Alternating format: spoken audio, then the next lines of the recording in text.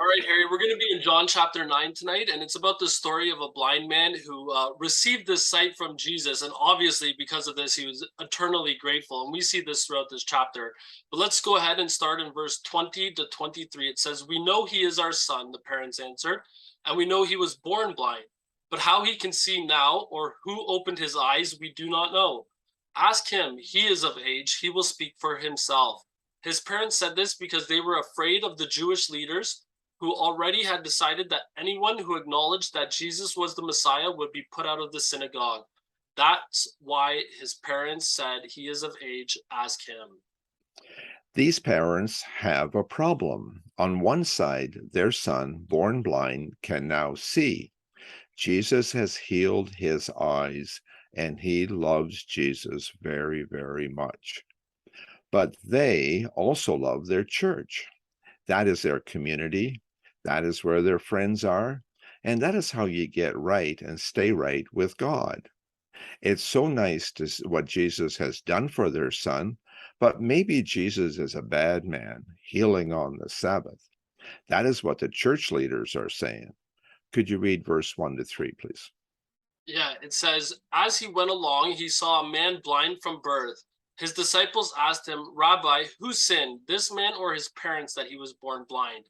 'Neither this man nor his parents sinned,' Jesus said, 'but this happened so the works of God might be displayed in him.'"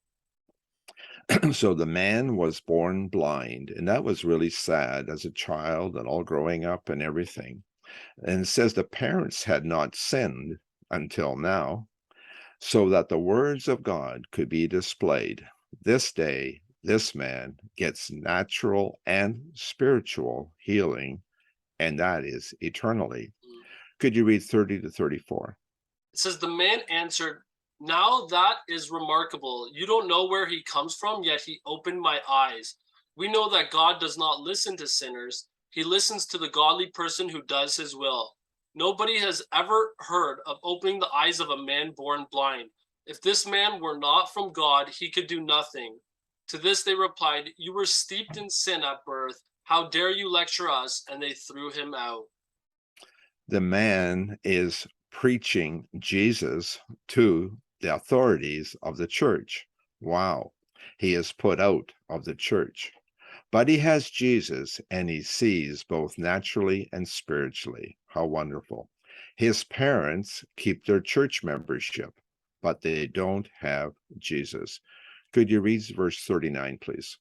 Jesus said, "For judgment I have come into this world, so that the blind will see, and those who see will become blind." It's one of the verses I most often quote. Jesus' ministry, so that the blind will see, so that those who see will become blind. It is up to us.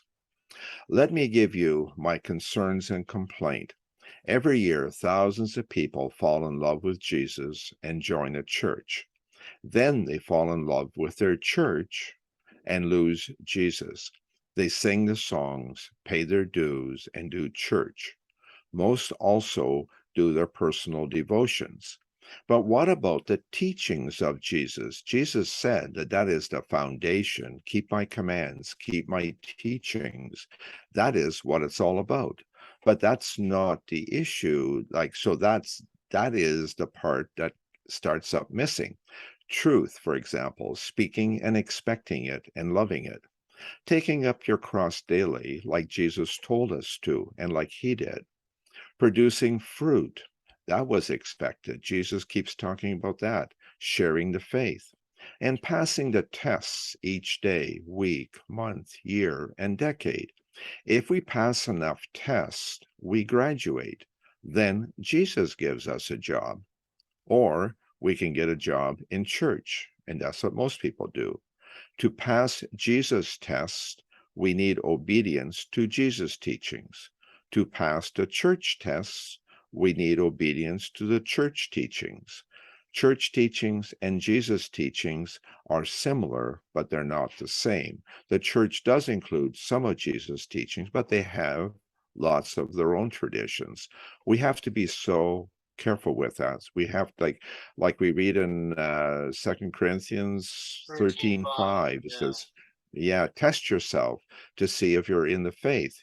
Does Jesus live in you, or do you fail the test? And we have to be really careful about that, really wise to that. Passing the church test, and everybody knows that everybody in the church goes to, gets a beautiful funeral. But that's not what Jesus is. Jesus, we have to pass the Jesus test, and that is the critical part. Amen. And Harry, so what do you think the solution to this a problem is then for a person? Like, what does it come down to?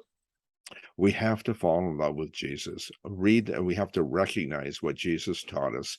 Jesus said, that those that build on the rock, and the rock is the teachings of Jesus, and those that build on the sand are just whatever just man-made traditions. We got to be careful. There's no do-overs. This is the only trip. We either get this trip right or we don't. And like this young man, he got Jesus right. His parents kept their church membership, but they didn't get Jesus. And we got to make sure we choose the right choices. Amen. Thanks a lot for this, Harry. Thank you.